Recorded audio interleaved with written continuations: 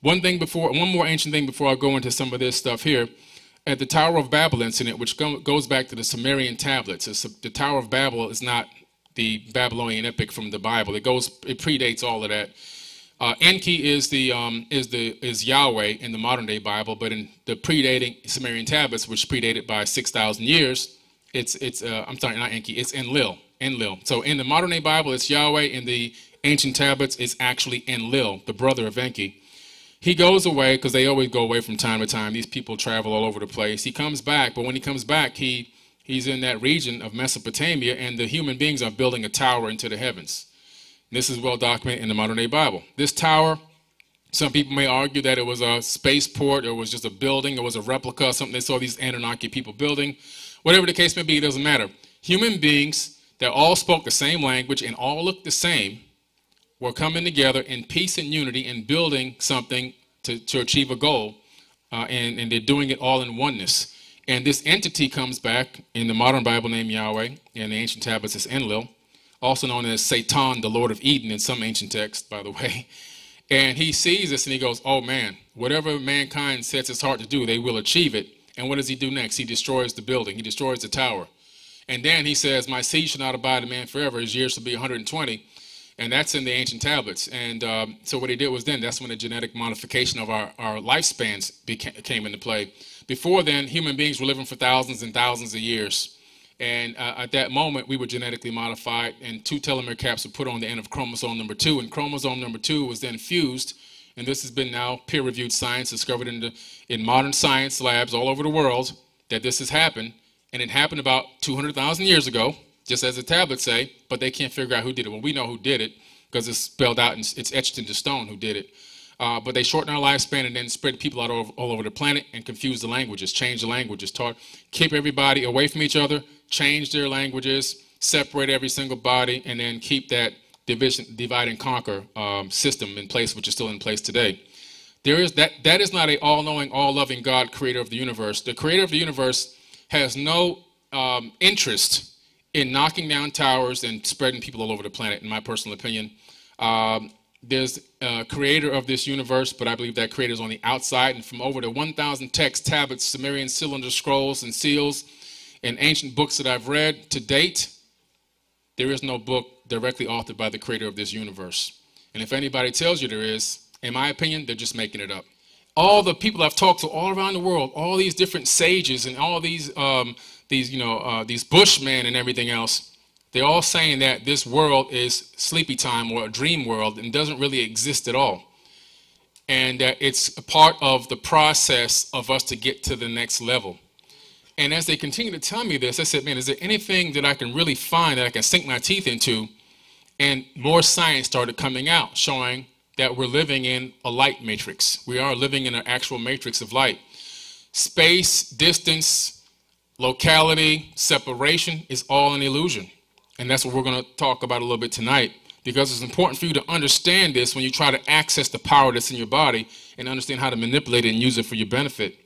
Now, who knew about these fractals? Well, the Dogon tribe knew about these fractals. They actually created art called Adinkra codes, which were based off of fractal holography, okay? And not only did they know about it, but they made clothing, they put it in their masks, they use it on everything. And it was just more recently discovered that the Dogon tribe had complete knowledge of fractal holography and had passed it down from generation to generation utilizing art, which we're going to take a look at. So at the top, you're looking at Adinkra codes on the left and at the bottom. So the top left and the bottom are different Adinkra codes. Each one of those codes transform into three-dimensional mathematical equations. And they're still in mathematics today called Adinkras. And on the top right, on the top left, I'm sorry, so I'm facing, so on the top, my right is the Adinkra code on my right, and at the bottom. On the top left is a scientific version of the Adinkra code in mathematics in supersymmetry. Now, Professor James S. Gates, which we're going to talk about here, he's the one that discovered these Adinkra codes in modern times and discovered that they really do exist. Professor James S. Gates Jr. is an American theoretical physicist who works on supersymmetry, supergravity, and superstring theory. He retired from the physics department at the University of Maryland, College of Computer, Mechanical, and Natural Sciences in 2017, and he's now the Ford Foundation Professor of Physics at Brown University. He was the University of Maryland Regents Professor and served on former President Barack Obama's Council of Advisors on Science and Technology. So I think this guy might know a little bit about what he's talking about, okay? So he discovered these Adinkra codes are real. Not only are they real, but they govern our reality. So if you could, okay. New York City is March 7th. Well, partly it's taken to these very strange images that are behind your head right now. These are pictures of equations. I've been, for the last 15 years, trying to answer the kinds of questions that my colleagues here have been raising. And what I've come to understand is that there are these incredible pictures that contain all the information of a set of equations that are related to string theory. And it's even more bizarre than that, because when you then try to understand these pictures, you find out that buried in them are computer codes, just like the type that you find in a browser when you go surf the web. You're saying your attempt to understand the fundamental operations of nature leads you to a set of equations that are indistinguishable from the equations that drive search engines and browsers on our computers. That is correct. So, wait, I have to just be silent for a minute here. That's Neil Tyson DeGrasse. So you're saying as you dig deeper, you find computer code writ in the fabric of the cosmos? Into the equations that we want to use to describe the cosmos, yes. Computer code. Computer code, strings of bits of ones and zeros. It's not just sort of resembles computer code, you're saying it is computer code. It's not even just is computer code, it's a special kind of computer code that was invented by a scientist named Claude Shannon in the 1940s. That's what we find very, very deeply inside the equations that occur in string theory and in general in systems that we can say are supersymmetric. Some of those codes are showing on the screen behind you right now. They don't look like codes, but these pictures, which we call Adinkras, are graphical representations of sets of equations that are based on codes. That in the description of our universe, that is a supersymmetrical universe, which we were going to test in the LHC. If you believe that description, I can show you the presence of these codes. That's my statement. Do you have any predictions in your idea? It's New York City. So I can keep going on with that. You know, we don't have a lot of time, but as you can see, what I'm talking about here. So this is just one aspect of proving that this is a creation used off of advanced technology, and as above, so below. We ourselves are now using those same exact computer codes. Why? Because those computer codes are inside of us, and we're just replicating what's already here at a higher level, at a higher dimension. We literally are the creators of our own destiny, and we're accessing this information directly from space-time and replicating it just like the quote-unquote God of the universe. But only on our scale. So we really, let me go back to this. Play this video right here real quick. Thank you. I want you to pay. Could mere mathematics create an entire universe? A whole universe we've already created ourselves. What does broccoli have in common with the Big Bang? And what does it have to do with a video game like No Man's Sky or Minecraft? One thing. All are based on simple formulas that create infinite complexity. In 1980, the mathematician Benoit Mandelbrot publicized a simple formula: Z maps to Z squared plus C. But you don't apply it only once. You take the result and feed it back into the formula.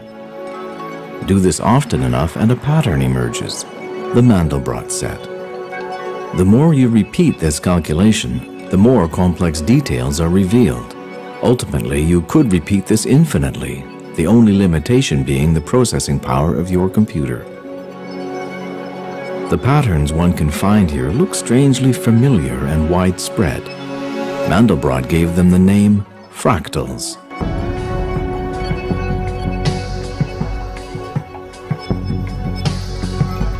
Fractal patterns seem so familiar because these shapes are omnipresent in nature.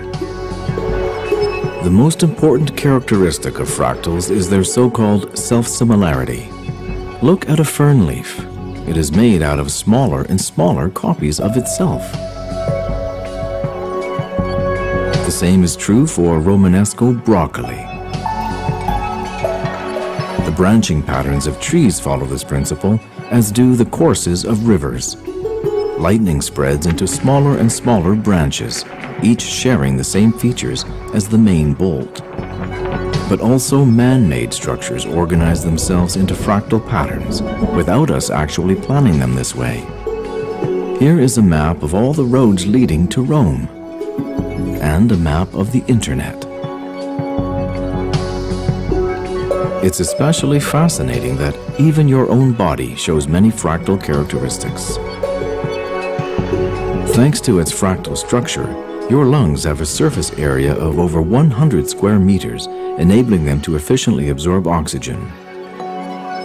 This oxygen is then transported through your fractal bloodstream into your brain, in which the neurons are interconnected fractally. Every thought you think, even right now at this very moment, is a cascade of electric impulses traveling through the fractal network in your brain. This is a simulation of dark matter in our universe. The visible section is 10 million light years across. Even on these scales, you can find the same fractal branching patterns as in the neurons of your brain, in rivers, or in lightning. All this complexity is based on simple feedback processes and on formulas like the Mandelbrot set. With today's computers, we can take these fractal formulas and add a third dimension. With simple math, beautiful 3D worlds can be created.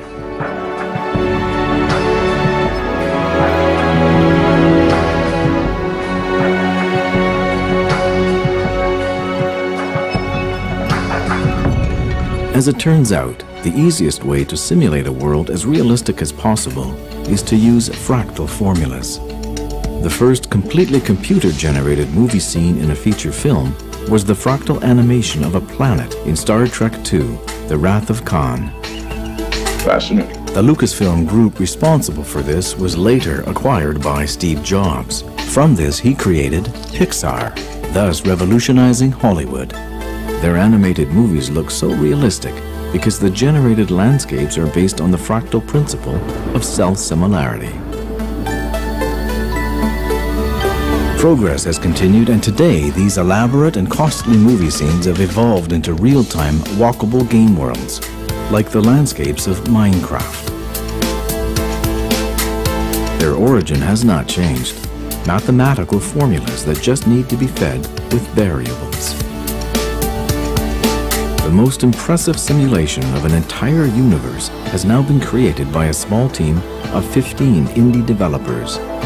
The game No Man's Sky is probably the most complex and the largest game world ever created, and it fits on a single DVD. Every player starts exploring on a randomly chosen planet in the game's universe. The player's starting coordinates are the variable that is put into the game's sophisticated but still simple formulas. The result creates the whole visible game world in real time. It would be impossible to store all of the details using traditional methods. You would need entire data centers to store the data of the roughly 18 quintillion true-to-scale planets, together with their unique ecosystems. It doesn't matter if it's a whole planet, a spaceship, a tree, a rock, or a single blade of grass. Every detail is the fractal result of a mathematical formula. So, one of the most realistic and complex simulation of our cosmos emerges from nothing but mere mathematics. And no matter where you look around in nature and our man-made reality, you encounter fractal patterns all over. Don't you think it's time to consider the possibility that fractals are a fundamental element of our cosmos?